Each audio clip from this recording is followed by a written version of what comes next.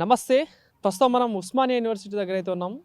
So Telangana రాష్ట్రంలో ప్రస్తుతం జరుగుతున్న అంశాలే కావచ్చు, ఏదైతే గాంధీ సరోవర్ ప్రాజెక్టు కావచ్చు, అలాగే మొన్న జరిగిన నాగర్ కర్నూల్లో కుమ్మెర జాతర ఇష్యూ కావచ్చు, అలాగే ఖమ్మం భూదాన్ బాధితులకు సంబంధించిన అంశాలు కావచ్చు, ఇలా వరుసగా ప్రస్తుతం రాష్ట్రంలో జరుగుతున్న అంశాలపై చర్చిద్దాం. మనతో పాటు మాట్లాడడానికి ఓయూ లీడర్ మన మైపాల్ యాదవ్ అని అయితే మనతో పాటు ఉన్నారు. అన్న నమస్తేనే, జై తెలంగాణ.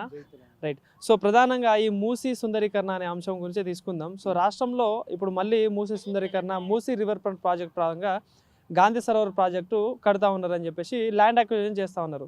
సో ఇటు చూసుకుంటే లంగరావు సైడ్ దాదాపు మధు పార్క్ రిడ్జ్ అనే అపార్ట్మెంట్ కావచ్చు, ఇట్లా వాళ్ళని భయభ్రాంతులకు గురి చేస్తూ ఉన్నారు. సో ఎట్లా చూడవచ్చు మరి మళ్ళీ మూసీ సుందరీకరణ తీసుకొని ఈ ఇల్లు కూల్చే విధంగా ప్రభుత్వం ముందుకెళ్తా ఉంది, ఏం చెప్తారు దీనికి సంబంధించి? అది మూసీ సుందరీకరణ అనేది ఒక యాంగిల్, మళ్ళీ ఇప్పుడు గాంధీ సరోవర్ అనేది ఇది వేరు కదా. అంటే చచ్చిపోయిన గాంధీ తాత కోసం 5,000 కోట్లు వాళ్ళు అంటారు. వాళ్ళు అక్కడ ఉండే బాధితులు అపార్ట్మెంట్ వాళ్ళు, అసలు గాంధీ తాత అంటే మాకు కూడా ఇష్టమే, కానీ ఏ గాంధీ తాత ఎన్నడూ కూడా మంది ఇండ్లు కూల్చి హింస చేసి ఏడిపించి ఆయన విగ్రహాలు కట్టమన్నాడా? అసలు ఆయన విగ్రహాలే కట్టొద్దు అన్నాడు. గాంధీ మార్గం అహింస మార్గం, మరి ఈయన మార్గం హింసా మార్గం. బుల్డోజర్లు తీసుకెళ్ళాలా, పోయి కూల్చాలా. కూల్చి నువ్వు ఏం చేస్తావా? మన పంట పండిస్తావా? ఉల్లిగడ్డలు పండిస్తావా? టమాటాలు పండిస్తావా? అంటే అది లేదు. విగ్రహం కడతాడట, అది 5,000 కోట్లు. 500 కాదు, 5,000 కాదు, 5 కోట్లు కాదు. అంటే ఈయన ఏమన్నాడు గతంలో అంటే, నేను కౌంటర్ ఇవ్వాల్సిన అవసరం లేదు రేవంత్ రెడ్డికి. రేవంత్ రెడ్డి కౌంటర్ ఎట్లా ఇచ్చుకుంటున్నా మీరు చూడాలా. అంటే ఈ 2 నాలుకల ధోరణి ఉన్నోన్ని ఎట్లనో మరి తెలంగాణ ప్రజలారా మీరు చూడండి. డబ్బులే లేవు, 1 రూపాయి లేవు, నన్ను కోసినా లేవన్నాడు. మరి ఇప్పుడు నేనంటలే, మళ్ళీ మీరు నా మీద కూడా ఏడిచారు. రేవంత్ రెడ్డికి అక్కడో ఒకడు 2-3 అభిమానులు ఉన్నా చూడండి ఒకసారి మీ అభిమాన నాయకుడు మాటలు. అట్లనే ఉంది. అప్పు పుడితే నేను కూడా ఏదో ఒకటి చేసి తెచ్చిచ్చేటోని, అప్పు పుట్టట్లేదు.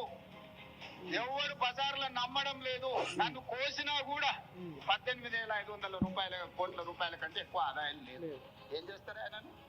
ఒక కుటుంబం డబ్బులే లేవు, గింతే ఉన్నాయి అన్నోడివి. అక్కడ రిటైర్మెంట్ అయినటువంటి టీచర్లు కావచ్చు, రిటైర్మెంట్ అయినటువంటి ఉద్యోగులు కానీ ధర్నాలు రాస్తారోకాలు చేసి వాళ్ళకి ఇవ్వకుండా, నేను 5,000 కోట్లు పెట్టి ఇది చేస్తా, 1,00,000 కోట్లు పెట్టి సుందరీకరణ చేస్తా, ఫ్రీగా అడగకపోయినా బస్ ఇస్తా, అడగకపోయినా ఇందిరమ్మ చీరలు ఇస్తా అంటే మెదడు అనేది తలకాయలు ఉంటుంది ఎవరికైనా. రేవంత్ రెడ్డికి మోకాళ్ళల్లో ఉందా, మరి అరికాళ్ళల్లో ఉందా?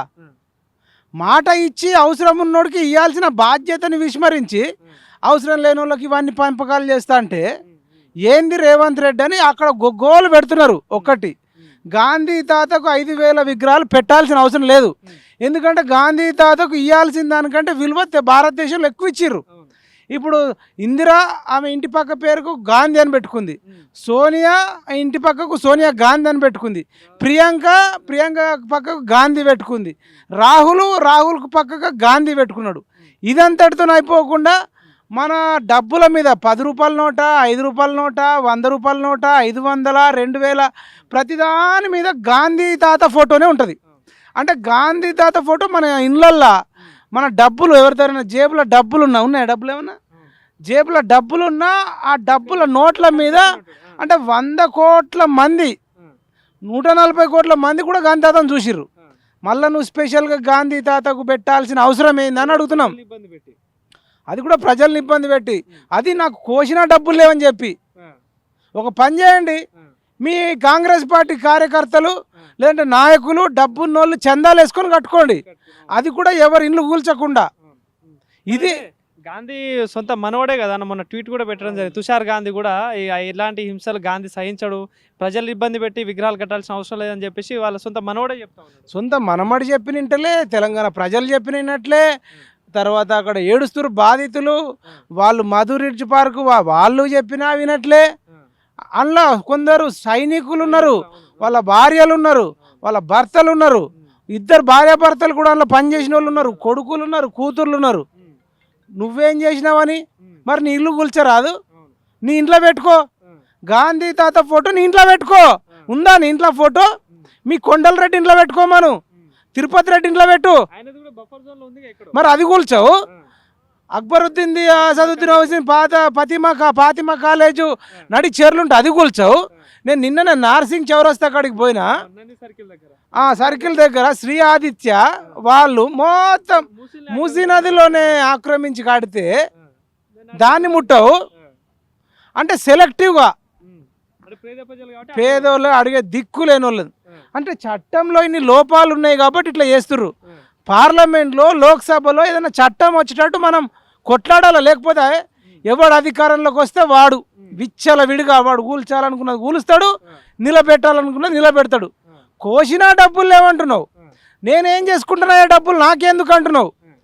తెలంగాణ ప్రజలారా, రేవంత్ రెడ్డి అనేటోడు సత్యపూస మాటలు సత్యహరిచంద్ర మాటలు చెప్తుండు. కానీ వాళ్ళ అన్నదమ్ములు కొండల రెడ్డి కానీ తిరుపతి రెడ్డి కానీ తర్వాత ఆయన దోస్తు ఓటుకు నోటులో ఎమ్మెల్సీ ఎవరి కోసం అయితే పోయిండో వేం నరేందర్ రెడ్డిని ప్రభుత్వ సలహాదారుగా పెట్టుకున్న అయినా ఇట్లా అనేక మంది రోజు కోట్లాది రూపాయలు వాళ్ళ కార్లలో డిక్కీలలో వేసుకొని ఎక్కడెక్కడ బినామీలు కొంటున్నారా లేకపోతే ఇంకేమైనా భూములు కొంటున్నారా. రోజుకు కోట్లలోనే వాళ్ళ ఆదాయం ఉంది. విద్యాశాఖ ఆయన దగ్గరనే పెట్టుకొని అందులో లంచాలు తింటున్నాడు. మున్సిపల్ అండ్ అర్బన్ డెవలప్మెంట్ పెట్టుకొని దాంట్లో గజంకు 3,000 2,000 అనుకుంటా దాంట్లో మింగుతురట. హోంశాఖ మంత్రిగా ఉండి దాంట్లో గంజాయి డ్రగ్స్ వాళ్ళ కంట్రోల్ చేయకుండా వాళ్ళ నుంచి కూడా ఏమైనా కమిషన్లు దొబ్బుతుండేమో. డబ్బు అంటే ఆశ లేదని గౌతమ్ బుద్ధుడు మాటలు నీతులు చెప్తుండు. కానీ రేవంత్ రెడ్డికి ధన దాహం ఉంది. పచ్చి అబద్ధాలు చెప్తే నమ్ముతారు. పిల్లి కళ్ళు మూసుకొని పాలు తాగితే ఎవరు చూస్తలేరు అనుకుంటుందట. రేవంత్ రెడ్డి నల్లమల అడవి నుంచి వచ్చిన పులి అంటుండు. కానీ కావచ్చు మరి నల్లమల పులి జనాలలోకి వచ్చి జనాల రక్తం తాగుతుంది. కాబట్టి జన రక్తం తాగుతున్న ఈ నల్లమల పులిని బోన్లు వేయాలి. లేకపోతే ఇది ఎంతమంది నా అడ్డొచ్చిన పేద ప్రజలని జింకలను కుందేళ్లను చిన్న చిన్న సాధు జంతువులన్నిటినీ ఈ పులి మింగేస్తుంది. దానికంటే పెద్దగా ఉన్న జంతువులను ఈ పులేమనదు. ఇది పులి లక్షణం. 10 ఏళ్ళు మొత్తం నేనే అధికారంలో కొంటా, మళ్ళీ కాంగ్రెస్ ప్రభుత్వం వస్తుంది, ప్రజలు నా వైపే ఉన్నారు, ప్రజలంతా సంతోషంగా ఉన్నారు, అన్ని వర్గాలు బాగానే ఉన్నాయని చెప్పేసి చెప్తా ఉంటారు కదా మీటింగ్లలో. మరి ప్రజలంటే ఆయన దృష్టిలో వాళ్ళ సతీమణి గీతారెడ్డి గారు, ప్రజలంటే ఆయన దృష్టిలో వాళ్ళ కూతురు ఏం పేరు వాళ్ళ కూతురు వాళ్ళ బిడ్డే. తర్వాత ప్రజలంటే వాళ్ళ అన్నదమ్ములు కొండల రెడ్డి తిరుపతి రెడ్డి జగదీష్ రెడ్డి. ప్రజలంటే ఆయన దోస్తులు వేం నరేందర్ రెడ్డి రోహిన్ రెడ్డి గుత్తా సుఖేందర్ రెడ్డి పోచారం శ్రీనివాస్ రెడ్డి కొడుకులు. వీళ్ళందరూ ప్రజలు ఆయన దృష్టిలో. వాళ్ళు సంతోషంగా ఉంటే ప్రజలందరూ సంతోషంగా ఉన్నట్టు, వాళ్ళకు దుఃఖం వస్తే ప్రజలందరికి దుఃఖం వచ్చినట్టు. వాళ్ళు ఏడుస్తే అందరు ఏడాలి, వాళ్ళు నవ్వుతే అందరు నవ్వాలి. ఇది రేవంత్ రెడ్డి ఫిలాసఫీ. మొత్తం తాగుడికి అలవాటు చేసిండు. డ్రంక్స్ డ్రింకు డింగ్ డింగ్ డింగ్ మొత్తం తెలంగాణ అంతా తాగుడు ఊగుడు గంజాయి డ్రగ్స్. అదే రైజింగ్, తాగడంలో rising, drinking rising, bar rising, గంజాయి రైజింగ్, డ్రగ్స్ రైజింగ్. ఇంకా రాజగోపాల్ రెడ్డి మునుగోడు ఎమ్మెల్యేని చూసి బుద్ధి తెచ్చుకోవాలి రేవంత్ రెడ్డి. ఆయన బెల్ట్ షాపులు మునుగోడు నియోజకవర్గంలో బంద్ చేయించిండు. తర్వాత 1 గంట దాకా నేను వైన్స్లు ఓపెన్ చేపి అని అన్నాడు. 1 గంట దాకా అక్కడ నియోజకవర్గంలో వైన్స్లు మునుగోడు నియోజకవర్గంలో ఓపెన్ అయితలేవు. అదేవిధంగా పర్మిట్ షాపులు సాయంత్రం 6 తర్వాతనే ఇవ్వాలి, అంతకంటే ముందు ఎవడు తాగడానికి లేదని చెప్పిండు. అది చేసుకున్నాడు. ఊరు బయటనే వైన్స్లు ఉండాలంటే ఊరు బయట చేసుకున్నాడు.